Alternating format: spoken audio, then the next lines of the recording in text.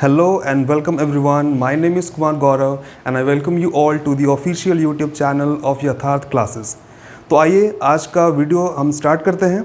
आज की वीडियो में क्या पढ़ने वाले हैं तो इंग्लिश का एक चैप्टर पढ़ेंगे, एक ऐसा चैप्टर जो एग्ज़ाम के पॉइंट ऑफ व्यू से काफ़ी ज़्यादा इंपॉर्टेंट है। आप में से बहुत सारे एस्पिरेंट ऐसे होंगे जो बैंक की तैयारी करते होंगे, बहुत सारे ऐसे एस्पिरेंट्स होंगे जो एसएससी एग्ज़ाम्स की तैयारी करते होंगे। तो ये चैप्टर आज मैं पढ़ाने जा रहा हूँ आप सभी को, सबके लिए बहुत ज़्यादा इम्पॉर्टेंट है। तो आप सभी लोग ध्यान से देखिए। ये ऐसा चैप्टर है जिसका नाम है कंडीशनल सेंटेंसेस। आप सभी लोग आपने कहीं ना कहीं इसके बारे में सुना होगा। तो कंडीशनल सेंटेंसेस से अगर हम बात करें नंबर ऑफ़ क्वेश्चंस की जो एग्ज़ाम में आते हैं, तो एसएससी और बैंकिंग जो भी एग्ज़ाम होते हैं उसमें हर एग्ज़ाम में 2 से 3 क्वेश्चन फिक्स्ड है, हर एग्ज़ाम में आने ही हैं। तो अब बहुत सारे ऐसे स्टूडेंट्स हैं जिनको पता भी नहीं चल पाता कि वो क्वेश्चन कंडीशनल सेंटेंस का है, क्योंकि यहाँ पे ये लैंग्वेज है, आप सभी को पता है। अब क्या हो गया है, क्वेश्चन का पैटर्न काफ़ी बदल गया है। अब जो रटंत विद्या है वो काम नहीं करती, तो आपको समझना पड़ेगा। तो आइए हम समझने के साथ, लॉजिक के साथ अपने इस चैप्टर को स्टार्ट करते हैं जिसका नाम है कंडीशनल सेंटेंसेस। तो बहुत ही सिंपल चैप्टर है।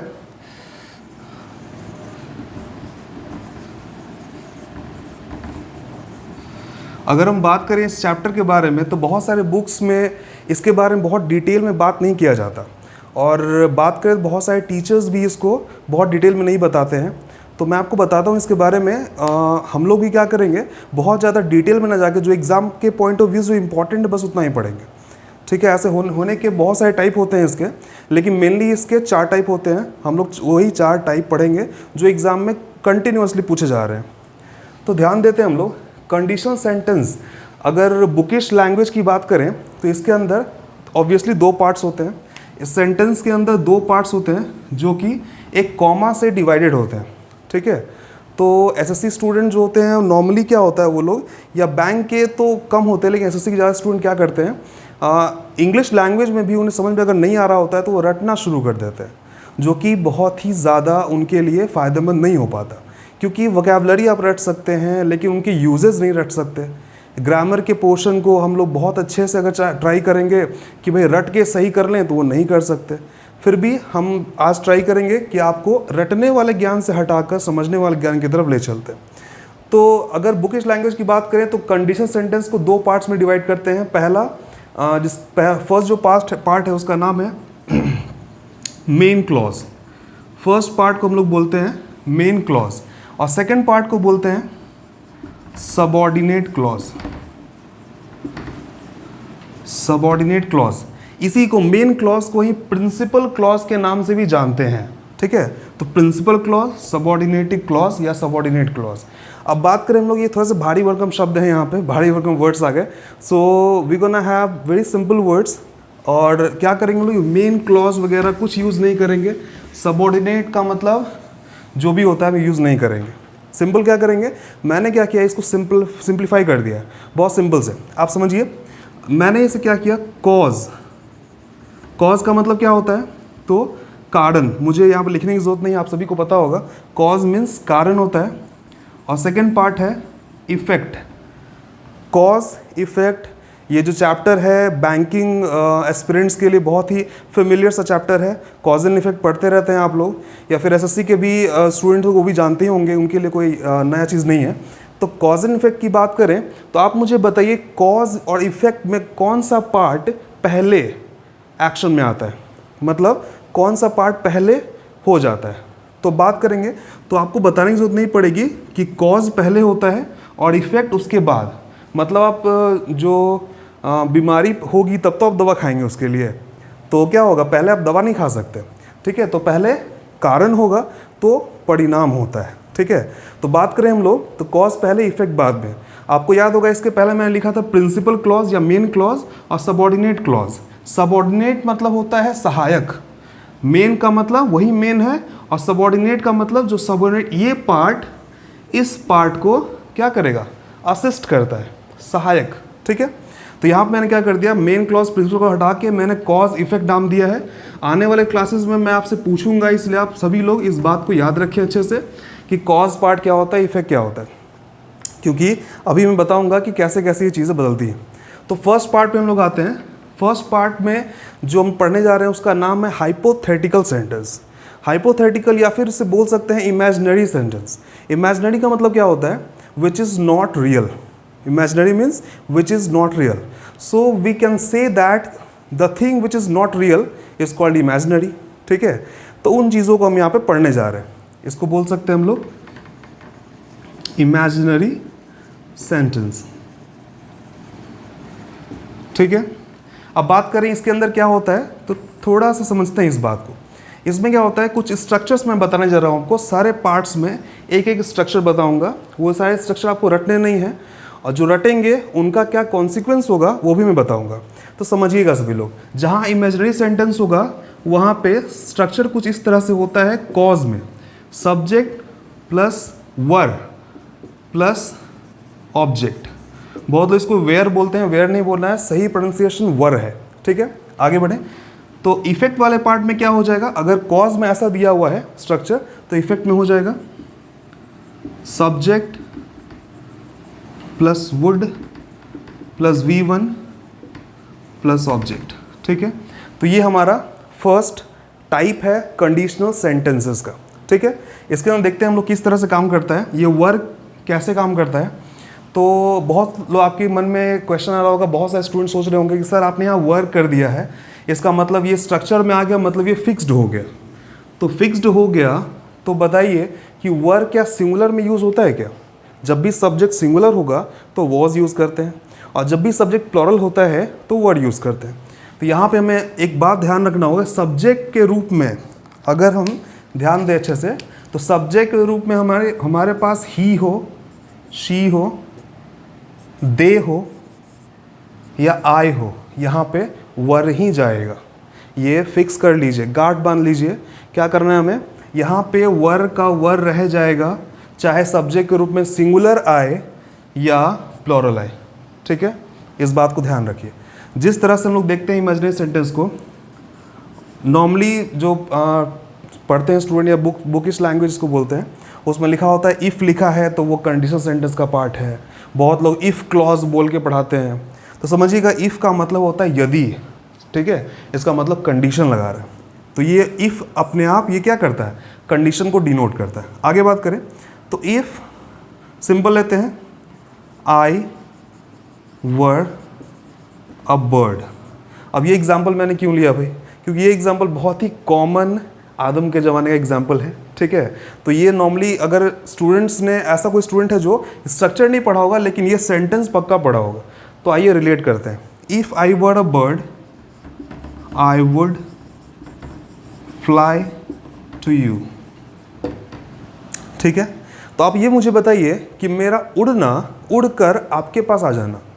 ठीक है, सिंपल बात करें, मेरा उड़ना किस पे डिपेंड है, तो आप बोलेंगे मेरे बर्ड होने पे।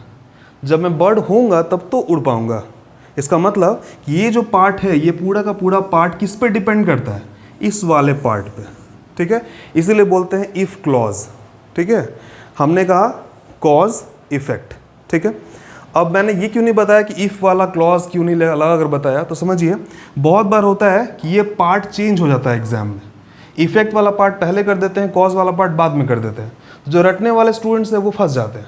उनको लगता है कि वुड पहले आ गया, ये कैसे हो गया, ये तो कॉज नहीं हो सकता। तो क्या करते हैं वो लोग, वहाँ पे कुछ ना कुछ मिस्टेक कर देते हैं। आइए देखते हैं सेकंड रूल, देखते हैं हम लोग। जो सेकंड रूल हमारा है उसमें भी क्या होगा, दो पार्ट्स होंगे। ठीक है, इसको हम लोग रखेंगे सिंपल पास्ट में। ये कौन सा पार्ट है, तो ये हमारा कॉज पार्ट और ये हमारा इफेक्ट है। तो बात करें simple past means V2। V2 जानते हैं आप लोग, वर्ब की सेकेंड फॉर्म। और इफेक्ट वाले पार्ट में आएंगे तो क्या हो जाएगा, ये हो जाएगा subject plus had plus V3। इसे ही बोलते हैं परफेक्ट फॉर्म। ठीक है, पास्ट परफेक्ट। मैं लिख देता हूँ यहाँ पे पास्ट परफेक्ट। तो आप सभी लोग ध्यान रखिए, इसको कैसे यूज़ करेंगे भाई। तो देखिए, इफ़ कॉज है तो इफ़ लगा रहे हम लोग। इफ़ आई प्लेड वेल, बोलिए क्या होगा, I had won the trophy. इसका मतलब अगर मैं अच्छा खेला होता तो मैं ट्रॉफी जीत गया होता। फिर से कंडीशन आ गया ना। तो बताइए मेरा जीतना किस पे डिपेंड करता है? तो मेरे अच्छे खेलने पे। तो सिंपल सी बात थी, मुझे लग रहा है आप लोगों को समझ में आ रहा होगा। तो मैं ज़रा इसे रब कर रहा हूँ। आप में से बहुत से स्टूडेंट ऐसे होंगे जो बस सुन रहे होंगे। अगर आपको इंपॉर्टेंट लग रहा है तो आप इसे लिख लीजिए, ज़्यादा बेटर होगा। अगर आप स्क्रीनशॉट लेने के चक्कर में हैं तो स्क्रीनशॉट्स गैलरी में ही रह जाते हैं, ठीक है। तो आप ट्राई कीजिए, कॉपी पेन उठाइए और लिखना शुरू कीजिए, ताकि पॉज कीजिए वीडियो को, लिखिए, ताकि वो आपके कॉपी या फिर फ़ोन में ना रह जाए, वो आपके ब्रेन में जाना चाहिए, ठीक है। तो आगे चलते हैं। अगला पार्ट हमारा है थर्ड पार्ट, जो कुछ इस तरह से ही है। बस रटने की कोशिश ना करें तो बेटर, बच जाएंगे इससे। ये एक ट्रैप की तरह है। थर्ड पार्ट जो है वो एक ट्रैप की तरह है। तो ट्रैप की तरह कैसे है भाई, वो ज़रा देख लें। तो ये हमारा है कॉज और ये हमारा है effect.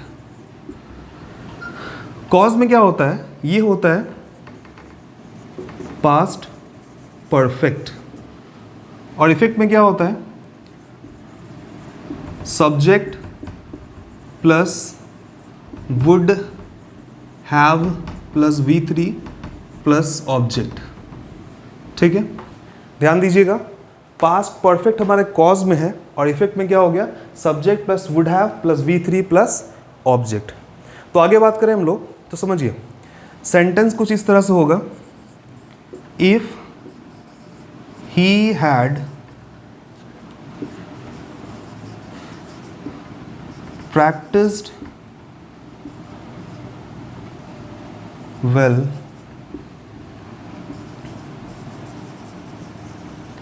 he would have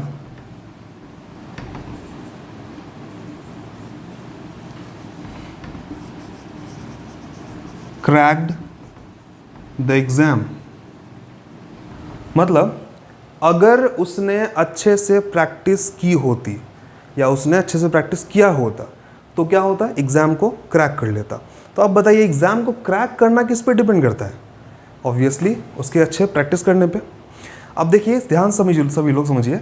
if को अगर मैं हटा दूँ, एक मिनट के लिए सोचिए, हर जगह से इफ़ हट जाए, ठीक है। अब करना क्या है हमें? इफ़ हटाने के बाद नॉर्मली हम लोग को पहचानना ही ये है कि कंडीशनल सेंटेंस है। बहुत लोग रट लेते हैं, सोचते हैं इफ़ लिखा होगा तो इफ़ क्लॉज है मतलब कंडीशनल है। इफ़ लिखा हुआ नहीं मिला, जो कि बैंकिंग में आजकल हो रहा है, और आज से नहीं हो रहा, 2 साल से हो रहा है, लोग पहचान नहीं पा रहे। तो क्या हो रहा है? इफ़ या फिर कोई ऐसा वर्ड जिससे वो स्टूडेंट फाइंड आउट कर लेते हैं कि वो कंडीशनल सेंटेंस है, उसे क्या करते हैं वो लोग? रिमूव कर दे रहे हैं, ताकि कि आपकी अंडरस्टैंडिंग, आपके नॉलेज को टेस्ट कर सके। तो इफ़ को मैंने हटा दिया। अब बताइए क्या कौन सा हमारा कॉज है, कौन सा इफेक्ट? तो इसके लिए आप बोलेंगे कि सर एक बार पढ़ लेते हैं। तो मीनिंग ये आ रही है कि उसका एग्ज़ाम को क्रैक करना डिपेंड करता है प्रैक्टिस करने पे। तो प्रैक्टिस करना मतलब ये हो गया हमारा कॉज और वो हो गया इफेक्ट। मतलब फाइनली आप अंडरस्टैंडिंग बेस्ड आ गए। इसका मतलब कि फाइनली आपको घूम फिर कर वहीं आना पड़ा। Means you have to come along the language और लॉजिक, ठीक है। आगे बात करें हम लोग, तो बात करें यहाँ पे इफ़ हटा दिया तो मैंने, तो ऐसा हो गया। दूसरा एक और सेंटेंस मैं लिखता हूँ यहाँ पे, जो कि इसी का पार्ट होगा। इसे ही मैं यहाँ पे लिख दूँ तो I had won the trophy, I had played well. अब देखिए ये हमारा एक अलग सेंटेंस है और ये अलग सेंटेंस है। देख रहे हैं रूल नंबर 2 से ये नीचे वाला है, रूल नंबर 3 से ऊपर वाला है। अब समझिए, जो भी रटने वाले स्टूडेंट्स हैं वो समझिए ध्यान से इस बात को कि रटना क्यों ज़रूरी नहीं होता, कि आपको समझना होगा। You have to comprehend the sentence first, then you have to answer according to the options. तो बात करें हम लोग, तो यहाँ फर्स्ट में हमें दिखता है कि हैड प्लस V3 है ना। तो सभी लोग जो रटने वाले सोचते हैं कि इफ़ तो दोनों में से कहीं नहीं लिखा है, सोचते हैं कि पहला वाला कॉज था, तो पहला वाला कॉज था, दूसरा इफेक्ट होगा, अपने आप हो जाएगा ये चीज़। तो क्या सोचते हैं, यहाँ पे हैड है प्लस V3 है plus would have plus V3 है, मतलब ये वाला फॉर्म हो गया, ठीक है। लेकिन इसमें क्या होता है, वो सोचते हैं, जैसे सोचते हैं कि हैड है और फिर V3 है, ठीक है, तो उनके मन में क्या होता है? कन्फ्यूजन कि ये रूल था ये यहाँ पे या फिर ये वाला रूल है, कौन सा रूल है पता नहीं चल पा रहा है। लेकिन कॉन्फिडेंस इतना ज़्यादा होता है रटने वालों के पास, सोचते हैं कि पहले वाले पार्ट में अगर हैड प्लस V3 मिल गया तो वो इस रूल का हिस्सा है।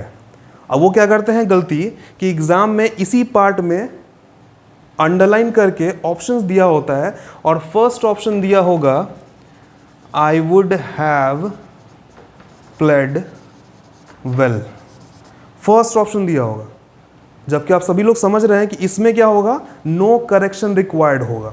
गलती फिर से बता दूं, इस पार्ट को अंडरलाइन करके एग्जाम में पूछेगा और फर्स्ट वाले ऑप्शन में दिया रहेगा I would have played well.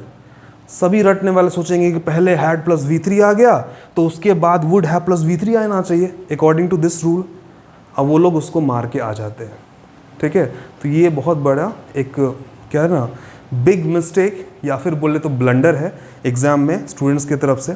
जो समझेंगे वो समझेंगे इस बात को कि रटने से अच्छा है कि आप समझिए, तो पढ़ के समझ सकते हैं कि अगर अच्छा खेले होते तो मैं जीता होता। मतलब ये कॉज है और ये इफ़ेक्ट है, इस क्वेश्चन में उल्टा किया हुआ है। तो इस बात को समझना बहुत ज़रूरी है, ठीक है। Means comprehension part is always important, उसको आप स्किप नहीं कर सकते। उम्मीद आपको समझ में आया होगा। अगर किसी तरह कोई डाउट हो तो मुझे कमेंट सेक्शन में आप अपने डाउट्स ज़रूर बताइए। किसी तरह कोई इम्प्रूवमेंट करवाना चाह रहे हो आप हमारे वीडियो में, तो ट्राई कीजिए कि आप कमेंट बॉक्स में उस बात को साफ साफ लिख सकें, ठीक है। हम ट्राई करेंगे अपने नेक्स्ट वीडियो में ताकि उसे और इम्प्रूव किया जा सके। चल बढ़ते हैं हम लोग आखिरी अपने अगले रूल की तरफ, जो कि काफ़ी ईजी है और जो हमारा एक जो फोर्थ रूल है वो बहुत ज़्यादा एग्जामिनेशन पॉइंट ऑफ व्यू से अब इम्पॉर्टेंट नहीं रह गया, क्योंकि अब क्या हो गया है ना, एग्जामिनर सोचते हैं कि भाई कहाँ पे स्टूडेंट फंस रहा है वहाँ से क्वेश्चन निकालने की कोशिश करते हैं।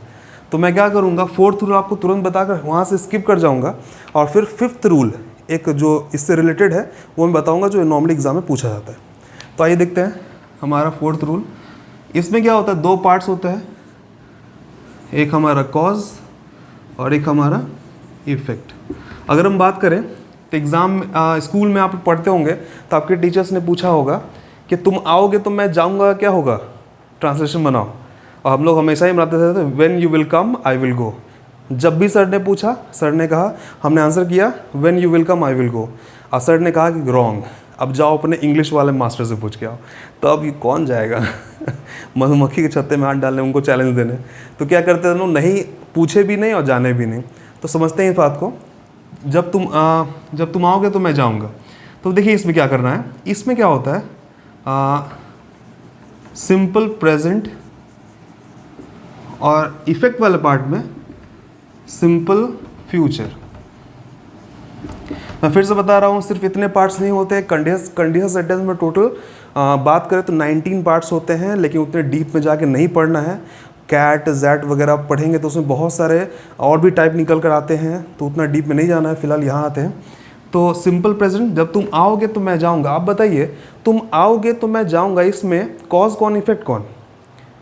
तो मेरा जाना किस पे डिपेंड है, तुम आओगे तब ना हम जाएंगे। मतलब मेरा जाना डिपेंड करता है तुम्हारे आने पे। तो तुम्हारा आना मतलब when you come I will leave, है ना, या फिर आई विल गो, नॉर्मल। तो ये सेंटेंस बहुत ही सिंपल सा है और उम्मीद है आपको समझ में आ गया होगा। अगर ये सेंटेंस CGL के पॉइंट ऑफ व्यू से बहुत ज़्यादा इम्पोर्टेंट नहीं है, लेकिन MTS CHSL वगैरह में पूछता है। तो आगे बढ़ता हूँ। तो आखिरी हमारा जो होगा, फिफ्थ टाइप मैंने जो इसमें ऐड किया है, उसमें कोई कंडीशनल सेंटेंस के नाम पे कॉज एंड इफेक्ट जैसा कोई पार्ट नहीं है, उसमें यूज़ है बीइंग का, ठीक है। ध्यान रखिए, बीइंग का यूज़ है। अभी तक हम लोग पढ़ रहे थे कॉज एंड इफेक्ट, अब यहाँ कोई कॉज नहीं होगा, कोई इफेक्ट नहीं होगा, बस हम लोग पढ़ेंगे बीइंग का इस्तेमाल कैसे करते हैं, ठीक है। बीइंग उम्मीद है जानते होंगे आप लोग। तो बीइंग क्या होता है, तो बीइंग क्या होता है, एक क्वेश्चन देता हूँ मैं आपको, बहुत सिंपल सा है। Being a teacher I can not cheat you. Being a teacher, I cannot cheat you. अगर इसमें बात करें तो ध्यान देखिएगा, इस वाले सेंटेंस की बात करेंगे, इसको तोड़ते हैं। चलिए, तो ये हमारा हो गया सब्जेक्ट, ये हमारा हो गया वर्ब और ये हमारा हो गया ऑब्जेक्ट। ये 3 पार्ट है। इसमें कहाँ आपको दिख रहा है, तो देखिएगा तो ये हमारा वर्ब का पार्ट है, ठीक है, और ये हमारा ऑब्जेक्ट है। लेकिन सब्जेक्ट है क्या? नहीं है। इसका मतलब इसमें सब्जेक्ट नहीं है तो सब्जेक्ट कहाँ से लाएंगे? कहीं से लाना पड़ेगा। इसका मतलब ये है कि सेंटेंस में सब्जेक्ट को लाना पड़ेगा। तो बीइंग कहता है कि जब तक मेरे पास एक सब्जेक्ट ना आ जाए, मैं सेंटेंस में आने वाले सब्जेक्ट को ही अपना सब्जेक्ट मानूंगा। ठीक है, समझिए। बीइंग कहता है कि जब तक मेरे पास एक सब्जेक्ट ना आ जाए, सेंटेंस में आगे आने वाला जो पहला सब्जेक्ट होगा उसे ही मैं अपना सब्जेक्ट मानूंगा। इसका मतलब बीइंग अ टीचर, टीचर होने के कारण, कौन है टीचर? तो इस सेंटेंस में सब्जेक्ट यहाँ नहीं है तो आई को ही इसका सब्जेक्ट मानेंगे, और आई मतलब मैं टीचर हो गया। ठीक है, मैं ही हूँ वो टीचर जो कह रहा है कि टीचर होने के नाते मैं आपको चीट नहीं कर सकता। ठीक है, उम्मीद समझ में आ गया होगा। इसका सिंबल वाला फॉर्म अगर हम लोग देखें तो कुछ इस तरह से है, बीइंग अ रेनी डे। घिसा पेटा एग्जाम्पल वही, लेकिन क्या करें, रिलेट करना है एक बार। चलेंगे हम लोग मॉडर्न जो एग्जाम्पल जो भी क्वेश्चन एग्जाम में आ रहे हैं उस पर भी। Being a rainy day I could not come. अब इस सेंटेंस में बताइए गलती क्या है। ट्राई कीजिए, पॉज कीजिए वीडियो को, सोचिए 2 मिनट, 1 मिनट, फिर आगे बढ़ते हैं। चलिए, तो बीइंग कहता है फिर से कि मेरे पास सब्जेक्ट नहीं है तो आने वाले सब्जेक्ट को ही मैं अपना सब्जेक्ट मानूंगा। ठीक है, तो मतलब rainy day, being a rainy day मतलब आई जो है, आई को एक काम करते हैं, नाम दे देते हैं। आई को नाम देते हैं रोहन। ठीक है, तो रोहन, रोहन सब्जेक्ट हो गया। तो बताइए बीइंग के पास सब्जेक्ट नहीं है तो रोहन को ही अपना सब्जेक्ट मानेगा। अब उस केस में रेनी डे कौन बन गया? यहाँ टीचर कौन बन रहा था? आई बन रहा था, तो रेनी डे कौन बन जाएगा? रोहन बन जाएगा। अब बताइए कोई भी एक ह्यूमन बीइंग रेनी डे बन सकता है? This is not possible. तो ये पॉसिबल ही नहीं है, इसका वो सेंटेंस रॉन्ग हो गया। तो हम लोग क्या करेंगे, बीइंग के जो बीइंग का जिद है उसे कंप्लीट करते हैं और इसे एक सब्जेक्ट देते हैं ताकि ये हल्ला ना करे, परेशान ना करे। तो रेनी डे के लिए हमें चाहिए एक सब्जेक्ट। तो डे के लिए आप कौन सा प्रोनाउन यूज़ करेंगे? तो अब सभी लोग बोलेंगे कि सर इट यूज़ कर दीजिए। तो it being a rainy day, बहुत सारे बुक में आपने पढ़ा होगा, याद हो गया होगा कि बीइंग अ रेनी रहेगा ना, तो उस वाले केस में हम लोग इट कर लगा देते हैं और वो आंसर सही हो जाता है। लेकिन क्यों होता है ये चीज़ें सीख लीजिए, आगे बहुत काम आने वाला है। आगे मैं बताऊँ आपको, तो अब थोड़ा सा ये वाला चीज़ हो गया एसएससी के पॉइंट ऑफ व्यू से, आप समझ गए होंगे उम्मीद है। अगर मैं एक और एग्जांपल देकर देखता हूँ, टेस्ट करता हूँ आपको। Being busy,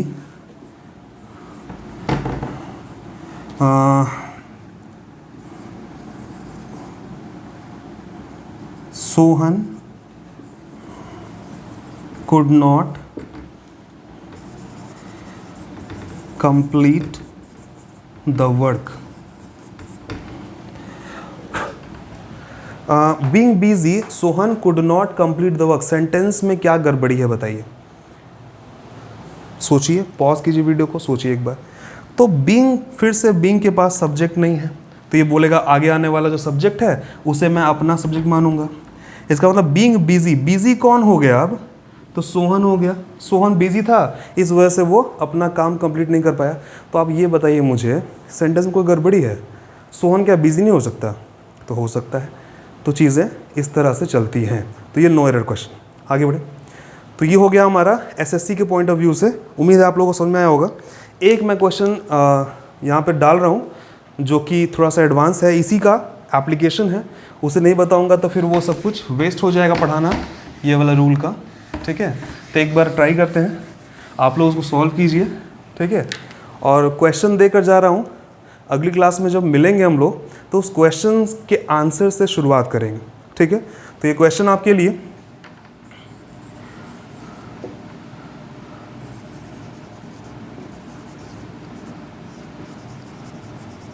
while coming towards her husband, while coming towards her husband,